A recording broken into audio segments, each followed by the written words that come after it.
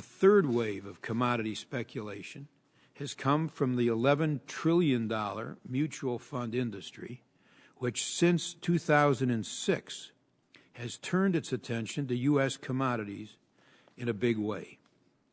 Hearing Exhibit 7A identifies more than 40 commodity-related mutual funds that by 2011, as shown in this chart, which is Exhibit 1C, have accumulated assets of over $50 billion. That chart shows the growth of the mutual fund purchases of these commodity futures. And in the sales materials from some of those mutual funds, which are included in Exhibit 7B, show that they are marketing themselves to average investors as commodity funds and delving into every kind of commodity investment out there, from swaps to futures, putting additional speculative pressures on commodity prices.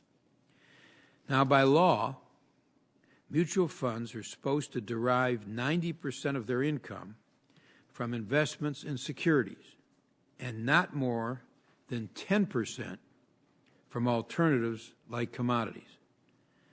But the 40 commodity-related mutual funds that we've identified have found ways around that law by, among other steps, setting up offshore shell companies that do nothing but trade commodities.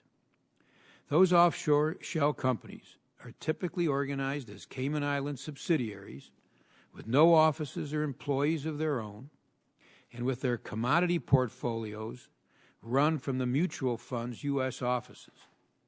This blatant end run around the 90-10 restriction has nevertheless been blessed by the IRS, which has issued dozens of private letter rulings, which are listed in Exhibit 7D, which deem the offshore arrangements to be investments in securities rather than commodities, since the parent mutual funds hold all the stock in those offshore subsidiaries. The IRS has recently put a moratorium on these private letter rulings while it studies the issues.